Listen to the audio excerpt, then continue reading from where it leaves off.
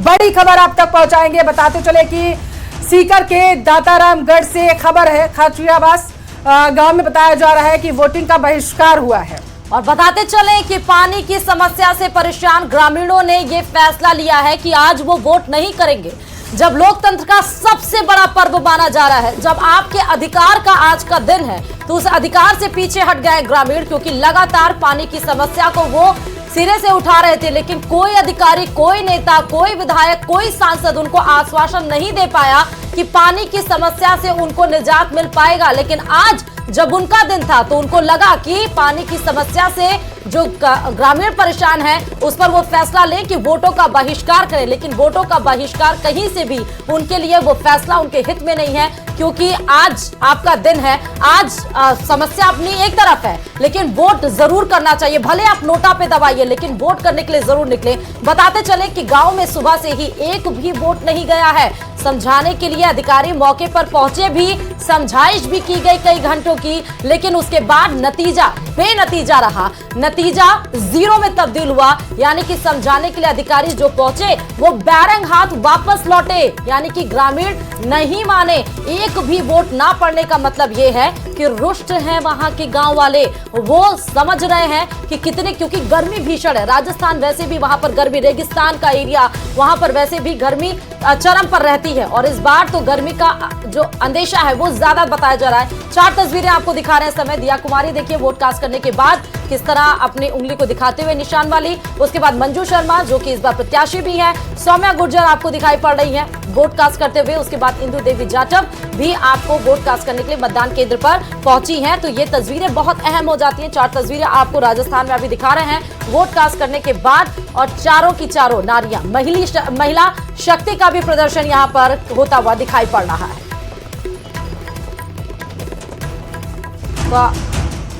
तो अब आपको 6 तस्वीरें दिखा रहे हैं। एक तरफ देख सकते हैं मुख्यमंत्री भजनलाल शर्मा, जहां पर जयपुर में वो वोट कास्ट करने के लिए पहुंचे। राजेंद्र राठौर भी वोट कास्ट करने के लिए अपने मतदान केंद्र पर पहुंचे। चूरू की तस्वीर, सीकर से तस्वीर आपको बता रहे हैं। सुधांशु पंत यहां पर पहुंचे। उसके बाद लालचंद कटारिया भी अपना वोट कास्ट, अपने मताधिकार का प्रयोग करने के लिए पहुंचे। दिग्गजों ने भी आज वोट डाले हैं। अलग अलग जगह से तस्वीरें इस समय टीवी स्क्रीन पर। मोहन भागवत आरएसएस प्रमुख आपको वोट कास्ट हुए नागपुर में नजर आए।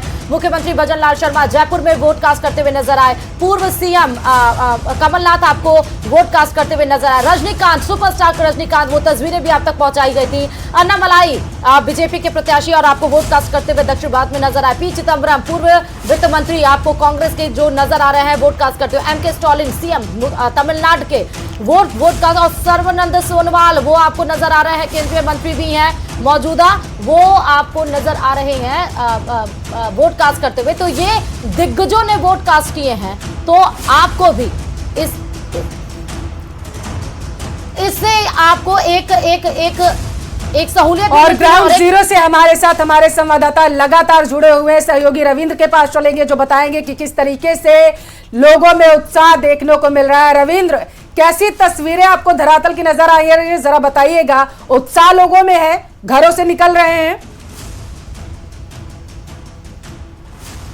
बिल्कुल पल्लवी और श्रुति, जाहिर तौर पर न्यूज 18 राजस्थान की चुनाव एक्सप्रेस टीम के साथ गांव-गांव, शहर-शहर और ढाणियों का हम रुख कर रहे हैं। और इस वक्त यहां अगर हम धोरों में देखें तो तेज हवाएं यहां पर चल रही है और पहले चरण के चुनाव को लेकर लोगों में उत्साह देखने को मिल रहा है। और जो लगातार आप वहां पर विश्लेषकों से बात कर रहे हैं, अलग अलग पार्टियों के प्रवक्ताओं से बात कर रहे हैं, वो अपनी जीत का दावा कर रहे हैं। कहा यही जाता है कहावत के तौर पर कि अगर आगाज बेहतर होता है तो फिर अंजाम और भी बेहतर होता है। इसलिए 7 चरणों का लंबा चुनाव है, और इसी लिहाज से जो वोटिंग परसेंटेज अभी 11 बजे तक का सामने आया, करीब 23%, और श्रीगंगानगर इसमें सबसे ज्यादा आगे बढ़ता हुआ दिखाई दे रहा है। तो कुल मिलाकर अगर हम 12 सीटों पर जहां चुनाव आज हो रहे हैं, पिछले 2019 के लोकसभा चुनाव को देखें तो इस पिछली बार कुल मिलाकर 63% मतदान हुआ था, और वो श्रीगंगानगर की सीट थी जहां पर 74% से ज्यादा मतदान हुआ था। यानी कि श्रीगंगानगर का वो ट्रेंड बरकरार है। दूसरी तरफ वोटरों में जाहिर तौर पर उत्साह देखने को मिल रहा है। हम चुनाव एक्सप्रेस के जरिए हर एक लोकसभा सीट को कवर करते हुए जा रहे हैं। यहां पर जब हमने वोटरों से बात की अपने कार्यक्रम के दौरान,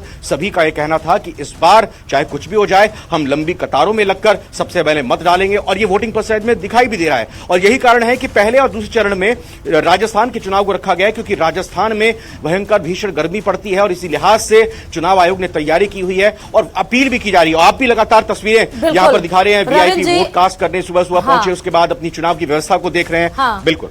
लेकिन रविंद्र जी, ये देखा गया झुंझुनू में जहां पर गांवों ने बहिष्कार किया। मैं आपके पास लौटूंगी, लेकिन हेमंत हमारे सहयोगी लगातार जुड़े हुए। हेमंत, वोटिंग परसेंट बढ़ भी रहे हैं, लेकिन कुछ जगह पर बहिष्कार भी किया गया है, स्थानीय मुद्दे और या फिर केंद्रीय मुद्दे, क्या लग रहा है आपको?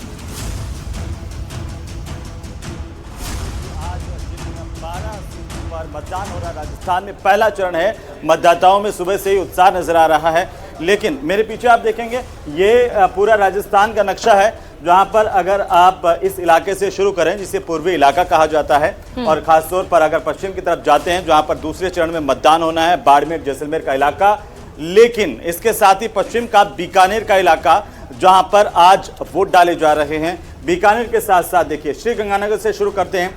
श्री गंगानगर में आखिरकार क्या स्थितियां थी? पिछली दफा जब वोट पड़े श्रीगंगानगर पहले चरण की सीट और 2019 के चुनाव की स्थिति पर नजर डालें तो श्रीगंगानगर में भारतीय जनता पार्टी की तरफ से सांसद चुने गए थे निहालचंद मेघवाल। भारी वोटों से उन्होंने जीत हासिल की थी, बड़े मार्जिन के साथ में। लगातार 5 बार उनकी जीत का रिकॉर्ड है श्रीगंगानगर में।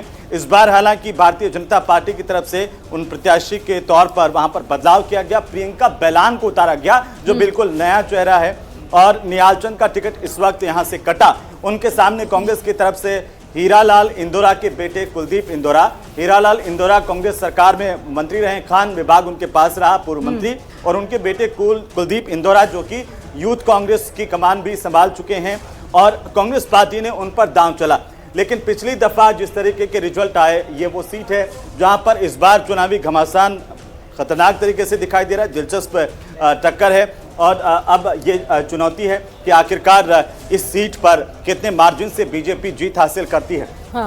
अगर थोड़ा सा नीचे आते हैं तो ये देखिए, ये जो इलाका है ये चूरू का इलाका है, जो इस बार देश की सबसे हॉट सीट में से सामने निकल करके आई है। वो इसलिए क्योंकि ये जो इलाका है जहां पर अगर हम इसे नजर डालेंगे तो श्री गंगानगर के आसपास लगता हुआ चूरू लोकसभा क्षेत्र है, जिसमें एक तरफ श्री गंगानगर है और इसका कुछ इलाका नागौर से भी लगता है, यानी कि मारवाड़ का हिस्सा।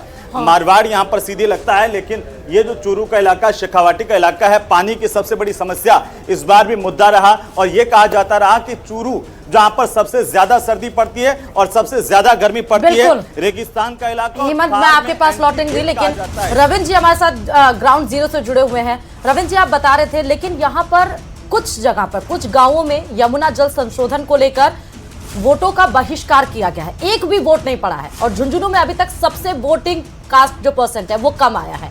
कैसे देख रहे हैं, क्योंकि आप ग्राउंड जीरो कवर कर रहे हैं, तो स्थानीय मुद्दे ज्यादा हावी हो रहे हैं या 370 यूसीसी, एनआरसी, एक देश एक चुनाव, ये ज्यादा हावी है, राम मंदिर, क्या लग रहा है आपको?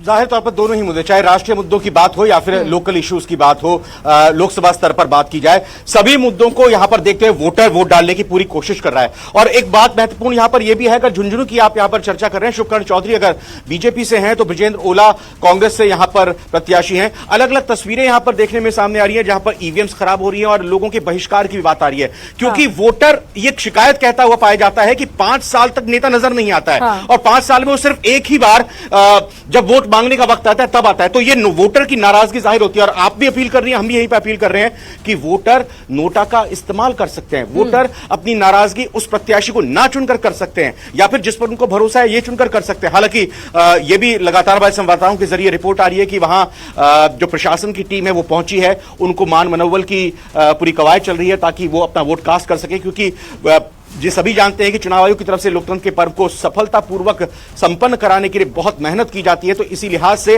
उम्मीद ये की जानी चाहिए, लेकिन रविंद्र, अगर स्टार प्रचारकों की बात करें तो आपको धरातल पर क्या देखने को मिल रहा है, जरा समझाइएगा। अगर बीजेपी के नेताओं की बात करें तो वहां से पीएम मोदी की बात करें, केंद्रीय गृह मंत्री की बात करें, रक्षा मंत्री की बात करें, जेपी नड्डा की बात करें, सभी उतरे, और इसके साथ अन्य प्रदेशों के जो सीएम है वो भी राजस्थान आए प्रचार करने के लिए। लेकिन दूसरी तरफ कांग्रेस की बात करें तो मात्र 6 नेता राजस्थान आए प्रचार करने के लिए, और राहुल गांधी की बात करें तो वो सिर्फ एक ही बार आए। क्या इसका भी असर जनता पर पड़ता है, जरा समझाइएगा रविंद्र।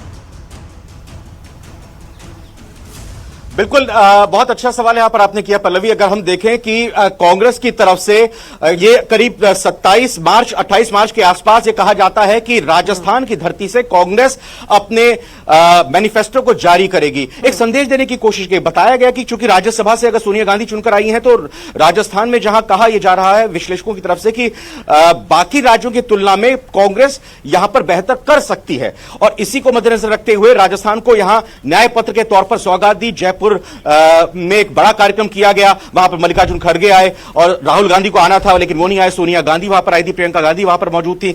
उसके बाद यह उम्मीद की जा रही थी कि कांग्रेस का प्रचार आगे बढ़ेगा, कांग्रेस के दिग्गज नेता आएंगे, लेकिन सोनिया गांधी नहीं। यहां प्रियंका गांधी ने लगातार दौरे किए, रोड शो किए, चुनावी सभाओं में उन्होंने लगातार हमले भी किए। राहुल गांधी एक बार, सिर्फ एक बार, जैसा आपने भी कहा, बीकानेर की लोकसभा सीट में प्रचार करने के लिए आए थे। उसके बाद वो इन 12 सीटों में कहीं पर भी प्रचार करने के लिए नहीं आए। अब उनकी यह व्यस्तता थी या फिर क्या उनको कारण यहां पर नजर आया, या हो सकता है कि राजस्थान के स्थानीय नेताओं की तरफ से कहा गया हो कि राहुल गांधी बाकी जगहों पर फोकस करें। हां, लेकिन गोविंद सिंह डोटासरा या अशोक गहलोत की बात करें या फिर सचिन पायलट की बात करें, उन्होंने तूफानी दौरे लगातार किए, उन्होंने जरा लगातार रोड शो वहां किए। बीजेपी की तरफ से प्रधानमंत्री नरेंद्र मोदी के चुरू के हम बात कर लें, या हम बात कोटपुतली की कर लें, या हम अगर आपने गृहमंत्री का ही जिक्र किया है तो गृहमंत्री की तरफ से भी यहां पर दौरे किए गए थे। अलवर में उनकी तरफ से दौरा किया गया था, जयपुर में उन्होंने एक रोड शो किया था, राजनाथ सिंह भी यहां बीकानेर में आए थे। तो बीजेपी के नेता, क्योंकि बीजेपी की रणनीति यही होती है कि पूरी ताकत के साथ आखिरी दम तक वो चुनाव लड़ते हैं, और इसी लिहाज से बीजेपी की गंभीरता वो दिखाई भी दे रही है ग्राउंड पर।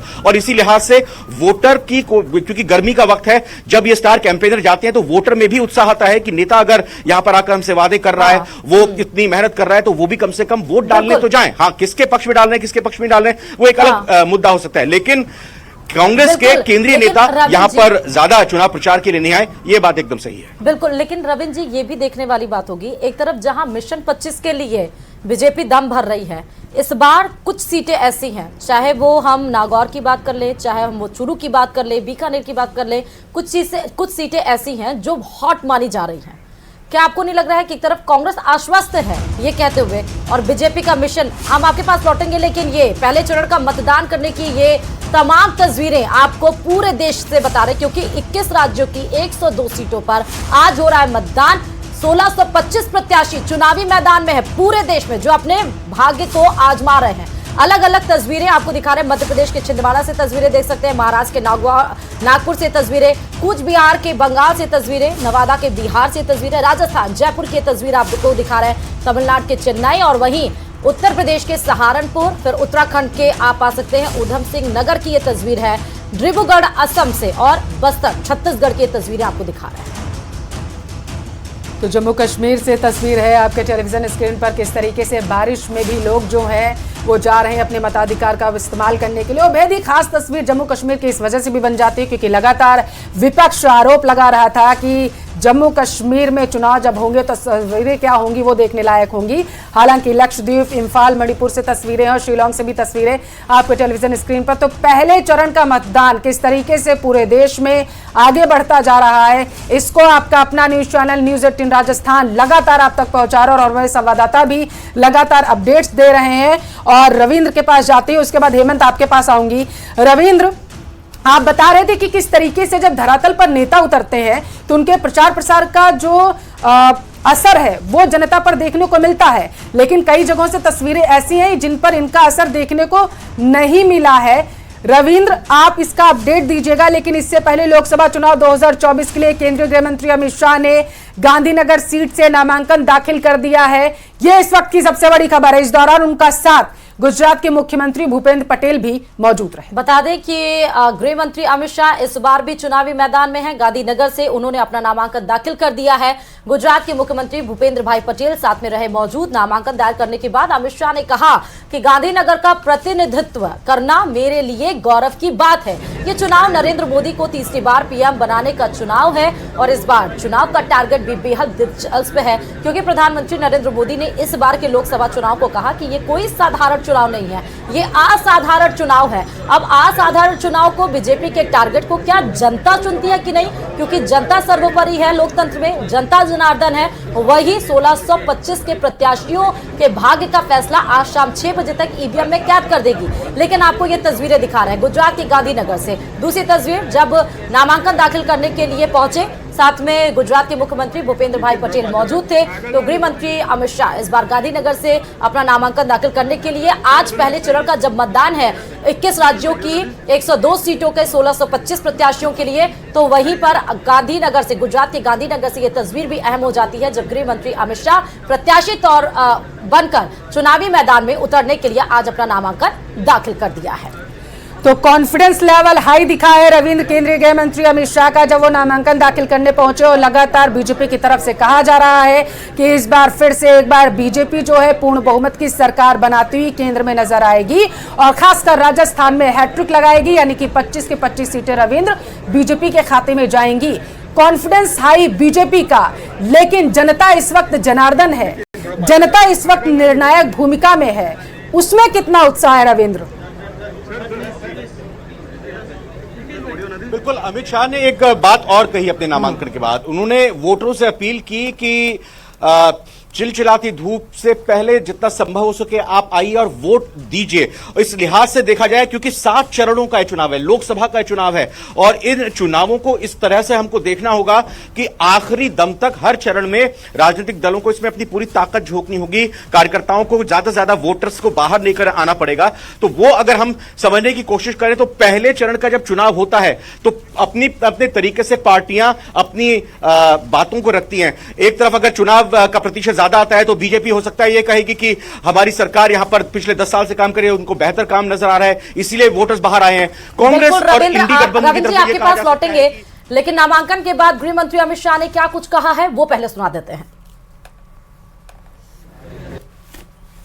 आज गुजरात के मुख्यमंत्री श्री भूपेंद्र भाई, मेरे साथी विधायक और मेरे दोनों इंचार्ज के साथ मैंने लोकसभा के लिए मेरा नामांकन गांधीनगर सीट से भरा है। मेरे लिए एक बड़ा गौरव का विषय है कि जिस सीट पर से इसी क्षेत्र का प्रतिनिधित्व श्रद्धेय अडवाणी जी ने किया, श्रद्धेय अटल जी ने किया, और जिस सीट पर स्वयं नरेंद्र मोदी जी मतदाता है, उस सीट को प्रतिनिधित्व करने का मौका मुझे भारतीय जनता पार्टी ने दिया। इस बार का चुनाव प्रधानमंत्री नरेंद्र भाई को तीसरी बार प्रधानमंत्री बनाने का चुनाव है। मैं गांधीनगर की जनता को अपील करना चाहता हूं कि मोदी जी ने देश को सुरक्षित किया है, देश को समृद्ध किया है, और 80 करोड़ से ज्यादा गरीबों के जीवन में नए उत्साह और नई आशा को पुनर्जीवित करने का काम नरेंद्र मोदी जी ने किया है। इस चुनाव में पूरा देश नरेंद्र मोदी जी को तीसरी बार 400 पार के साथ प्रधानमंत्री बनाने के लिए उत्साहित। चुनाव की घोषणा के पहले और घोषणा के बाद बिल्कुल झुंझुनू से हमारे संवाददाता कृष्णा जुड़े हुए हैं। झुंझुनू के क्या हालात है कृष्णा, क्योंकि वहां पर वोटों का बहिष्कार किया गया है। कृष्णा जी, मैं बता दूं कि जो पिलानी इलाके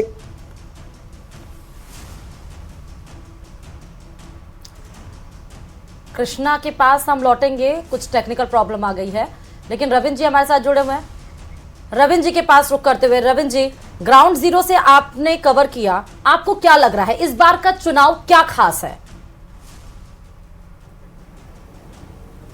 देखिए, कोई भी चुनाव होता है तो हर एक पार्टी, हर एक प्रत्याशी अपनी जीत का दावा करता है, अपने वायदों को जनता तक बताता है, और आज का वो दिन आ चुका है जनता के लिए। उसने सभी प्रत्याशियों की सुनी, सभी राजनीतिक दलों की सुनी, स्टार कैंपेनर्स की सुनी, तो आज उसकी बारी है। आज वो यहां पर वोट डालने के लिए आ रहा है। जाहिर तौर पर इस बार का चुनाव राजनीतिक विश्लेषकों की तरफ से, राजनीतिक पंडितों की तरफ से और कांग्रेस और बीजेपी के दावेदारों की तरफ से यह कहा जा रहा है कि इस बार 25 की 25 सीटों की हैट्रिक बीजेपी नहीं लगाने वाली है। लेकिन बीजेपी की तरफ से कहा जा रहा है कि जो 10 साल का काम केंद्र सरकार की तरफ से किया गया, 100 दिनों का काम जो राजस्थान सरकार ने किया, उस लिहाज से 25 की 25 सीटों की हैट्रिक तीसरी बार यानी लगातार हम लगाने जा रहे हैं। लगातार यहां पर हमने चर्चाओं में भी सुना। और दूसरी तरफ राजस्थान की अगर इन चुनावों की बात करें तो कांग्रेस ने विधानसभा चुनावों से अपनी रणनीति में बदलाव करते हुए 3 दलों के साथ 3 सीटों पर गठबंधन किया। चाहे वो बांसवाड़ा डूंगरपुर सीट की बात कर लें, जहां पर बीएपी के प्रत्याशी वहां पर उन्होंने खड़े किए, क्योंकि अभी सेकंड फेज में वहां पर चुनाव होना है। यह कोशिश की गई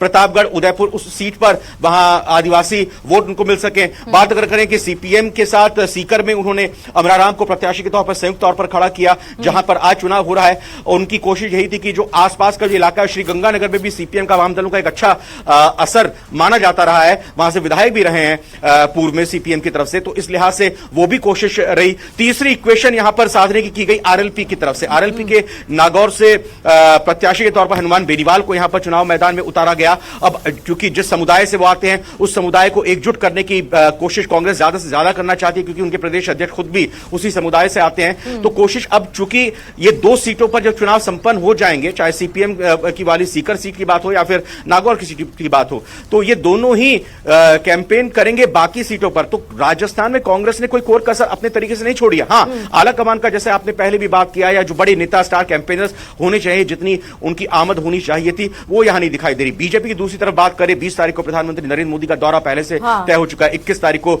अमित शाह यहां भीलवाड़ा आने वाले हैं। लगातार हरियाणा के मुख्यमंत्री, हमने नायब सैनी को भी यहां पर देखा। हम कल जोधपुर में अगर देखें तो योगी आदित्यनाथ का भी यहां पर दौरा होना है। तो बीजेपी पूरी कोशिश कर रही है, कहीं से भी कोई ढिलाई बरतनी नहीं चाहती है, और 25 सीटें एक बार फिर से मिले, ये उनकी पूरी कोशिश। हमने राजनाथ सिंह को भी देखा और जेपी नड्डा जी को देखा। जैसे कांग्रेस ये बोल रही है कि इस बार हम जीत के आ रहे हैं, उनके प्रत्याशी लगातार जुड़े हुए थे, ये बोल रहे हैं, दावा भर रहे हैं। एक तरफ मिशन 25, ताबड़तोड़ जो रैलियां हुई बीजेपी की, क्या लग रहा है कि बीजेपी के खाते से कुछ सीटें खिसक सकती हैं? क्या कांग्रेस इस बार खाता खोल सकती है? देखिए, ये तो 4 जून को ही श्रुति पूरे तौर पर साफ होगा कि क्या कांग्रेस सीट कुछ जीत पाती है, खाता खोल पाती है, नहीं खोल पाती। हां, लेकिन कांग्रेस के नेताओं का कॉन्फिडेंस बड़ा देखने को मिल रहा है। कांग्रेस के कार्यकर्ता भी बाहर निकलते हुए आ रहे हैं, और जिस दिन वोटिंग का दिन होता है, उस दिन कांग्रेस और बीजेपी के संगठन को लेकर यही कहा जाता है कि कांग्रेस के कार्यकर्ता प्रचार के दौरान तो बहुत ज्यादा दिखाई देते हैं, लेकिन जो वोटिंग के लिए पोलिंग बूथ तक नहीं ले जा पाते हैं। वहीं बीजेपी के संगठन की बात कही जाती है कि बीजेपी का संगठन इतना मजबूत होता है कि वो वोटर को पूरी तरह से कन्विंस करते हुए पोलिंग बूथ तक लेकर जाता है। यहां यही कहा जा रहा है कि एक बड़ा फैक्टर हो सकता है, अगर कांग्रेस अपने कार्यकर्ताओं के जरिए वोटर्स को लेकर आता है, जो मानकर चल रहा है कांग्रेस की, वो उनके पक्ष में। कुल मिलाकर देखा जाए रविंद्र, आप कह रहे हैं कि जिसका संगठन ज्यादा मजबूत होगा, जो धरातल पर उतरकर सबसे ज्यादा काम करेगा, जनता के बीच जाएगा, बूथ तक लेकर जाएगा, रविंद्र, उसी के पक्ष में जो जनता है वो अपने मताधिकार का इस्तेमाल करती हुई रविंद्र नजर आएगी। कुल मिलाकर आप ये कह रहे हैं। हमारे साथ गेस्ट भी जुड़ चुके हैं बीजेपी से, हमारे साथ प्रताप राव हैं और वरिष्ठ पत्रकार आशुतोष जी हमारे साथ जुड़े हुए हैं। बहुत स्वागत है आप दोनों मेहमानों का। हेमंत भी हमारे साथ जुड़े हुए हैं, लगातार न्यूज रूम से अपडेट दे रहे हैं। सबसे पहले मैं आशुतोष जी आपके पास आते हुए, चुनाव के अलग अलग रंग इस बार राजस्थान में देखने को मिल रहे हैं। कहीं पर जनता घरों से बाहर निकल रही है और बढ़ चढ़कर वोट कर रही है, तो कहीं पर चुनाव का बहिष्कार किया जा रहा है। कांग्रेस की तरफ से कहा जा रहा है जो बढ़ चढ़कर जनता घर से निकल रही है वोट करने के लिए, वो उसके पक्ष में है। आप किस नजर से देख रहे हैं, जरा बताइएगा। देखिए, बढ़े हुए वोटिंग परसेंटेज को लेकर के अब से 10-15 साल पहले जिस तरह का ट्रेंड माना जाता था कि वोटिंग परसेंटेज बढ़ रहा है तो उसके रीजन क्या है, या घट रहा है जो उसके रीजन क्या है, अब वैसा नहीं है। अब वोटिंग परसेंटेज घटने बढ़ने के आप किसी राजनीतिक दल को फायदा या नुकसान की बात आप नहीं कर सकते हैं, क्योंकि बिल्कुल, अब आशुतोष लोगों जी। के बीच में जागरूकता बढ़ी है। तमाम तरह के चुनाव आयोग के व्यवस्थाएं सुधरी हैं, वोटर लिस्ट बहुत प्रॉपर्स हुई हैं। वोटर लिस्ट में पहले कई एक मतदाता का नाम कई मतदाता सूची में होता था, वो चीजें कम हुई हैं, तो उसकी वजह से वोटिंग परसेंटेज बढ़ा भी है। तो वहीं कई बार किस क्षेत्र विशेष में कुछ स्थानीय ठीक है। मुद्दों के कारण वोटिंग परसेंटेज कम भी होती है, लेकिन उसके राजनीतिक बिल्कुल, नफा आशुतोष जी, माफी नुकसान के और साथ रोकना राजनीतिक चाहेंगे, मतलब लेकिन अब ब्रेक का शायद वक्त हो नहीं चुका निकाले जा है। सकते ब्रेक के हैं। बाद आपके पास लौटेंगे, रिएक्शन लेंगे और अपने सहयोगियों के पास भी, क्योंकि लगातार न्यूज़ 18 आपको कवरेज दिखा रहा है 12 सीटों